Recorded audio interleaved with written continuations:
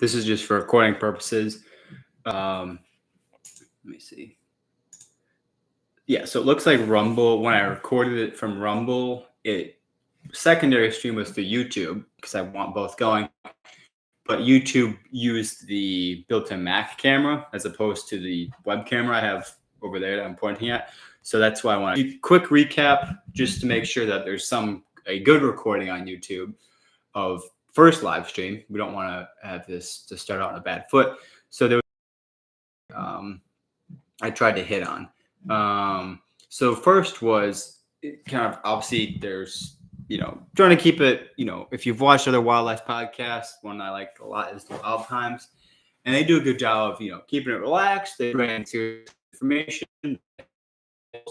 And so that's the same for this. So that the serious intention is that there must be the overarching that remain and rewild them. So conservation and wildlife, the main overarching thing. But with this one, obviously combined with being in nature, I think is a powerful tool to get closer to wildlife, to understand it more, to bring more people into the fold, and a way to enjoy it. Even though a lot of us are in the fight for conservation, for animals, and we enjoy the work of it. And obviously some people, veterinarians that are really in the thick of it, or there's, people in the bottom of the ocean looking for stuff, or in labs. So there's a wide array, but it's also important to enjoy what wildlife is too. So as well. So that's kind of the main thing, is having, hold on. The main goal for sure. Yeah. Okay. The main goal for sure, overarching conservation, keep it relaxed, mixed up with different either games or ideas, debates, small stuff like that, news. But the main thing is, how can running and conservation be one, and how to, bring that enjoyment more about. I actually have notes that I should probably be reading off of since, yeah. So running, wildlife conservation. And then the third one that is kind of, I haven't seen as much, is just looking at the topic, and I think it's valid. I think it's helped for me, and I think it helps for a lot of people, and you can see it throughout history maybe as well, is the immersion into wildlife, into nature, actually helps people with, character, whether it's development, or you could say it helps with, mental, either traumas or illness or depression type stuff. So kind of array of where, something not perfectly right. And when someone goes into wildlife, into nature, and they can take lessons from that, maybe it builds up a resilience, maybe it opens their eyes to more things, and it kind of leaves them with a better sense of the world, sense of purpose. And I think that's a valid kind of third prong to this running wild channel. And so I do want to kind of, because mostly, let me see, share screen. Okay.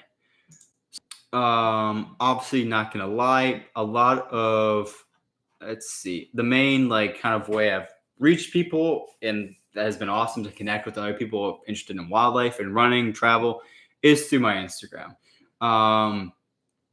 So, obviously do appreciate the follow, appreciate, looking at the stuff. If you like the content, that's great. A lot of it is, animals, animal.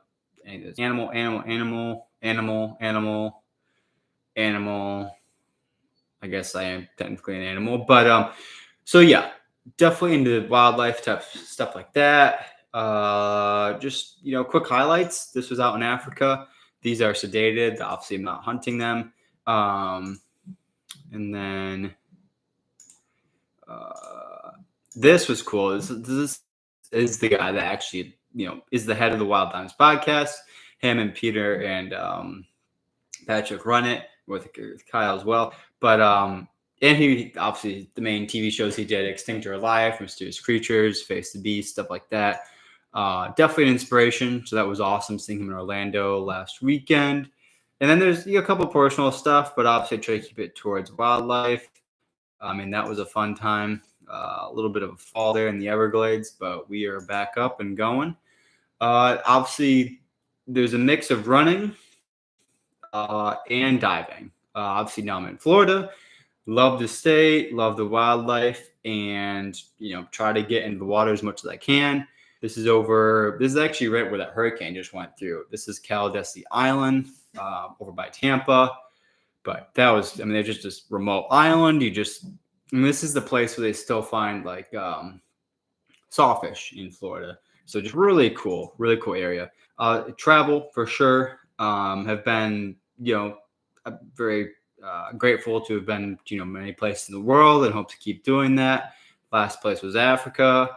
Looking at doing Mexico again, Germany, and Morocco. All for Germany is more for family stuff, and obviously some running as well. And then Mexico, diving, running, and Morocco, and then hopefully back to South Africa again. Wildlife, veterinary work, conservation type stuff. So just a quick plug, but I also that's the main. Hold on.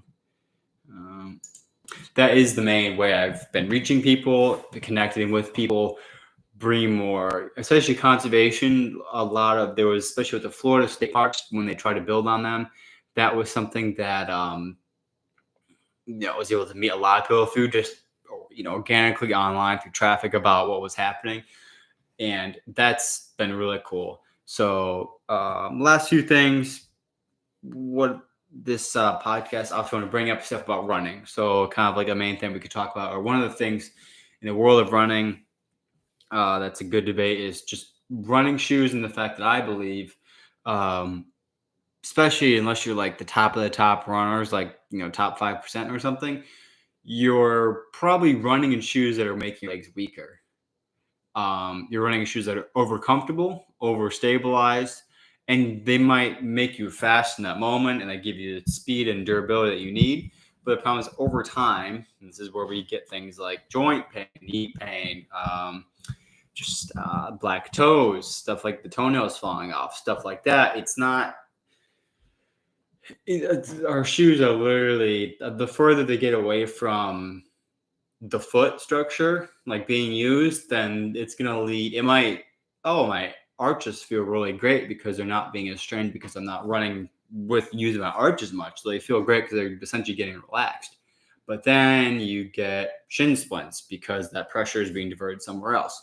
So kind of stuff like that in the running world, that is just talking like it how it is. Running stuff, obviously communal aspect too. It would be cool to get to a point where, if there's enough people interested in wild running, to have a meetup, to make a Strava club, to make a Strava community.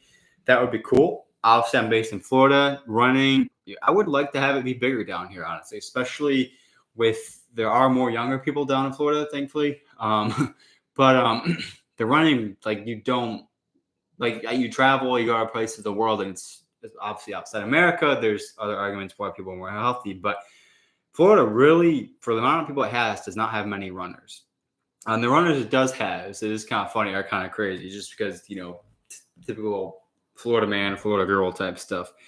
And then I'm just talking about Florida conservation in general, but with Florida being one of the most rapidly built up states, it is important to talk about. So state parks, they were going to build golf courses on them. Obviously, horrible idea. So like an idea would be a Florida amendment to the Constitution, pretty much saying, the overall goal will be ramping up protections for wildlands that exist, if a company is going to want to advocate for using land or wetland banking, then that severity has to go up. Funds would have to be put towards rewilding efforts as well. So just stuff like that to kind of look the fact of literally it's happening real time. That's where it's not like, and it's here, obviously when we think about the Amazon jungle being destroyed, it's awful for sure. And it is really bad under this new Brazilian administration, which is odd because they were portrayed as a more, in America, we usually attribute, the liberal side or the left side with very green, pro-green. But in Brazil and Mexico, that has not been the case. So when I would argue there's jungles in Florida, you run through palm trees and you run through very tropical environment. You're seeing alligators, you're seeing types of stuff. just look at my Instagram. We are losing jungles of Florida. And it's not the Amazon far away. It's not the Congo far away. It's here. And it's such a small area too. And then the last part we kind of already mentioned, but was like that part of being in nature, getting exposed to wildlife, being in the outdoors, and how that can actually be good for our own, I guess, development, character stuff, all that. So yeah, this is definitely way better video quality than before on YouTube. So I'll have to check on why when I streamed from Rumble, it used the webcam, and when I streamed from YouTube, it used, I think, the Max camera, which is, I mean, I think I even have tape over it just for, privacy. So that's why it was really bad. Yeah. Last part, Africa was a fun trip. Got this very cool crocodile skull, which has the piece of wood in its mouth to keep the teeth nice and showing. But very cool trip. Saw tons of animals. Did work on rhinos, work on kudu, work on impala.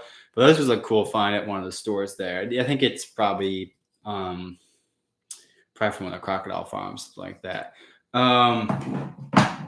Yeah, and then the picture over there, obviously with a kudu that's sedated and then running in the African bush. So that's kind of a first launch of this. My first time doing a live stream, at least definitely in the wildlife realm. So very interesting.